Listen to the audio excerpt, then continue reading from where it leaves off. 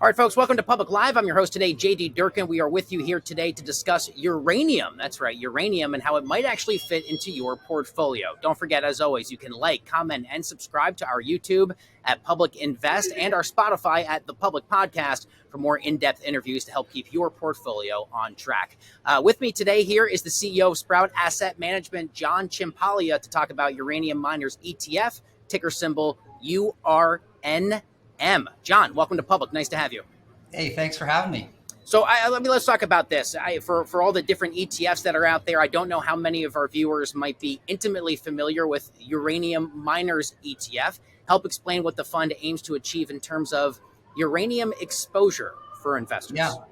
Yeah. Well, I mean, most people probably think of uranium and probably aren't really sure what to think of it, but it's actually a growing in popularity investment category.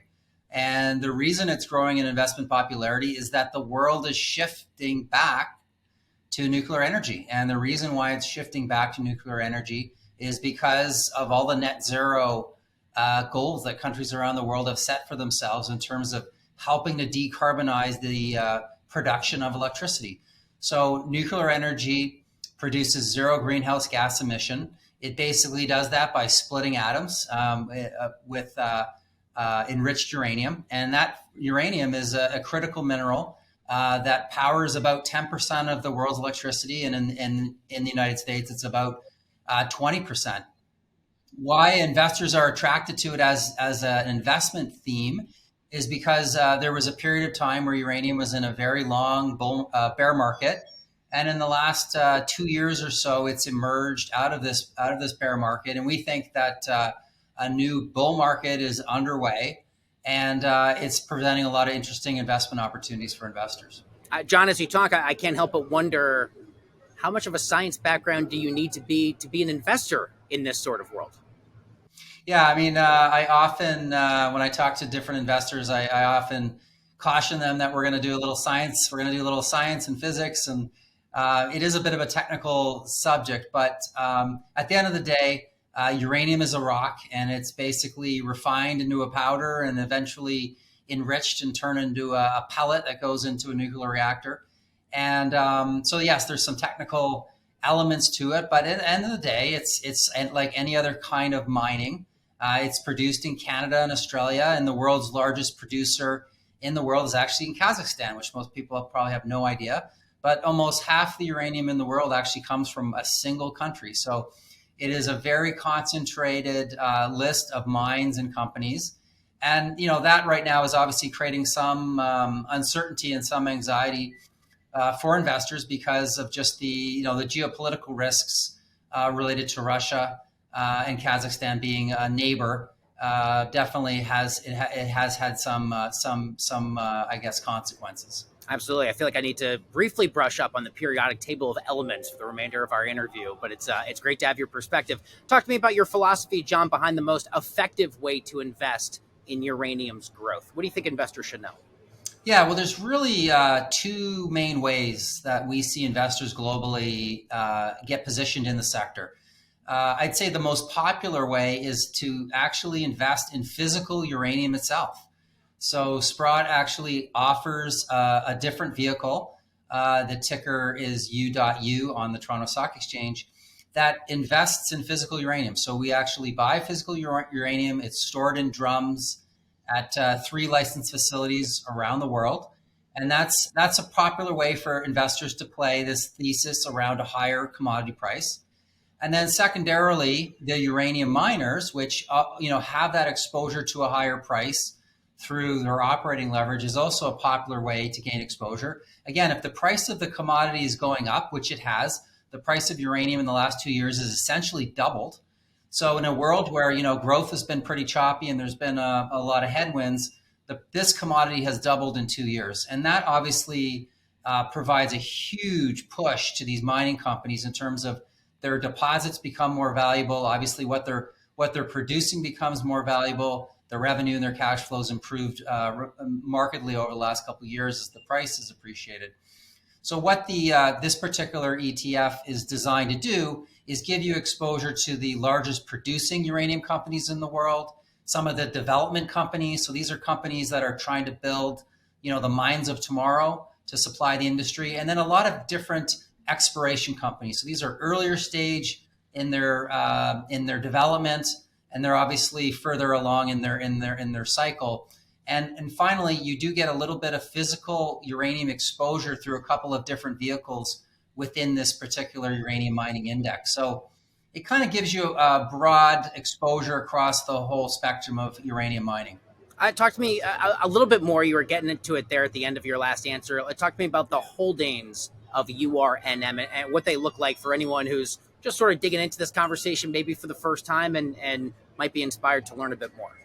Sure. Well, there's two really big producers that are publicly traded. That's the Canadian company called Cameco. It's one of the top holdings in the index. And the second one is called Kazatomprom, and that's the Kazakh state-owned mining company. So those two companies are most of the world's production. Then as you move down the index, you get into some of these development companies that I mentioned that are developing kind of the next generation of uranium mines. Many of them are based in Australia and Canada, where there's lots of rich deposits. And then there's a whole host of smaller exploration companies. Again, you need to spread your risk, as you go down market cap and you get into some of these more junior stage companies. We were talking about this a bit at the beginning of our conversation about the renewed focus. Obviously, there's geopolitical tensions that feed into this conversation. But talk to me a bit more, John, about how the demand for uranium has evolved, even over the course of the last couple of years. And anything you could tell me about maybe your own projections or other industry analyst projections for future demand. Yeah, and this is a really good question. And this is why many of investors are attracted to this thematic. When you look at all of the different nuclear reactors around the world, they need about 180 million pounds of uranium each and every year to basically fuel their operations. Right now, the mines globally only produce around 135, 140 million pounds. So we're basically in a supply deficit position. And the reason why we're in a supply deficit position is basically an outcome of that long bear market that I spoke of that we were in from 2011 to 2020. So a lot of the mines were put on care and maintenance. They were basically closed because they couldn't produce at a profitable level. Now with the price of uranium starting to recover, these mines are slowly coming back online and we're starting to see a supply response. But to really build out the supply curve in the future, we still need uranium prices that are substantially higher. If you look at some of the major, international energy agencies and whatnot, these kinds of groups, they project that the annual demand for uranium could be as high as 250 million pounds per annum going out to about 2040. And what's driving all of that is obviously very large build-outs of nuclear power plants in places like China. They're leading the world. Places like India has very large aspirations to build up more nuclear. Why? Because as they become more wealthy, they need more electricity, and they're trying to shift away from things like coal, which are quite dirty. And other countries in the West are also reviewing their nuclear operations and recommitting to them. So we see a lot of new countries thinking about nuclear energy for the first time. In the United States, we've seen a number of power plants get life extensions. So these would be power plants that were scheduled to close that all of a sudden, no, we can't close them. They need to operate for 10 more years because we're trying to electrify everything and we're trying to decarbonize. So I think nuclear has a very positive future, and uranium is a key part of the story. So that was my next question, but talk to me more about how the U.S. currently fares versus some of those other countries that you mentioned. Sounds as if we've had some effort to sort of bring back online. Maybe there's been a bit of a renewed awakening or consciousness to say, hey, actually, maybe some of these technologies we need to actually double down on as opposed to phasing out. But talk to me about how you see the United States of America today versus some of these other names around the globe. You said, understandably, sounds like it's a priority across the board. Yeah, well, the Biden administration has been incredibly pro-nuclear, which is not characteristic for Democratic administrations. They have really put a lot of financial support behind the existing fleet of reactors. And by the way, the United States has the largest fleet of nuclear reactors in the world, even though there's only been one new build in many, many years. So there was a period of time where the U.S. kind of turned its back on building out its nuclear capabilities. That is now shifting because everybody's trying to electrify and move away from fossil fuels.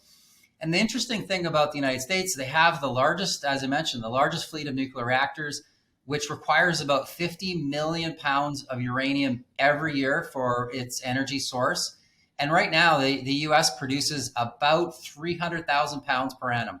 So the US is completely dependent on other nations, and Canada obviously plays a big part in that, for its supply of uranium. And this this fact has not gone by the Department of Energy and the federal government, that they need to basically encourage the development of uranium mining back in the United States after a very long hiatus. So we think this is going to happen as the price of uranium recovers.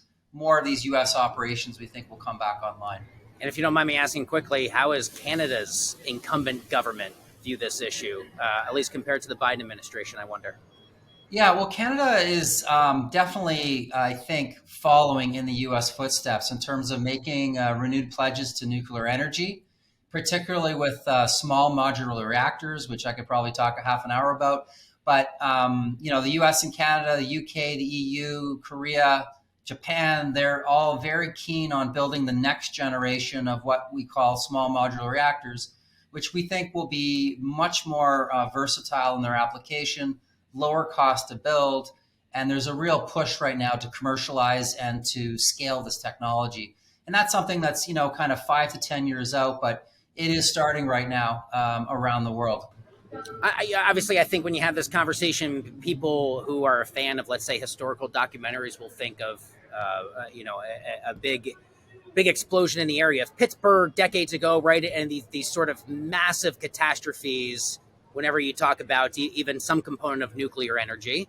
So that leads to a question I have with regards to government regulation. If you are an investor in uranium, the ETF or otherwise, are there regulatory factors or legal considerations that you think investors should take into consideration if this is a world that they might want to get into in terms of their own portfolio? Yeah, I mean, I would say the uranium and nuclear industry is the most regulated sector in the world, without a doubt. Every single pound of uranium that's pulled out of the ground is obviously tracked and traced for obvious reasons. I don't think the average investor really needs to think too much about that. Obviously, it is a very highly regulated. It goes through a very extensive environmental permitting process when you're trying to get approval to build a new mine. So it's much more onerous than let's say building a gold mine or whatever, just because of the safety and environmental issues. So I think that's probably a key distinction with other kinds of mining. And I guess the last point I would say is because, going back to my earlier point, because it is so concentrated in a small number of countries, it's a critical mineral, and Kazakhstan is the largest producer in the world. I would say that uranium is definitely has greater geopolitical risk exposure just because of that concentration. So it can be more volatile. It can be more prone to different news events. We've seen that. The threat of sanctions against Russia, I would say, is one lingering aspect that has impacted the uranium sector over the last 12 months since the invasion of Ukraine commenced. So that's something that we're constantly watching for, potential sanctions.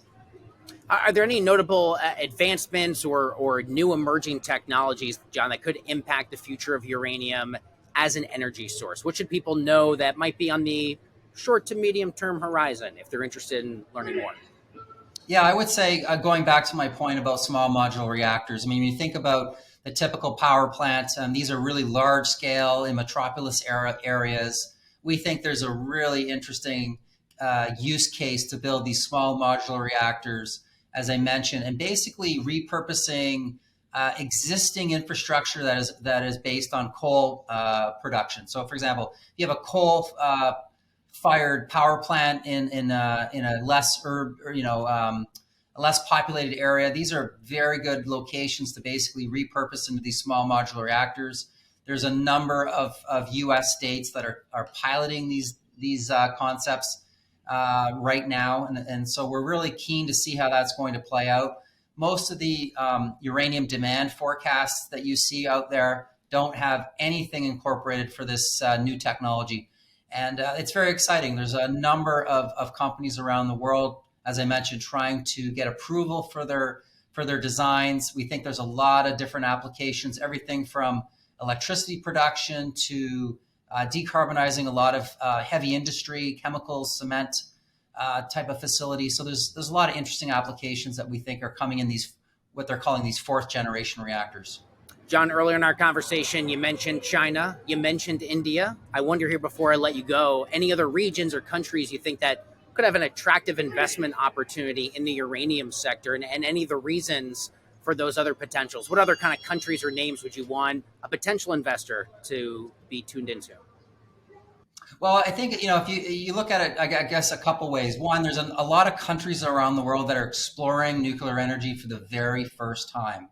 And they're doing this basically because they're looking for low carbon ways to generate electricity. They're also looking for ways to secure energy safely. And, excuse me, nuclear energy provides incredible energy density relative to fossil fuel. So this whole thematic of energy security is also very important.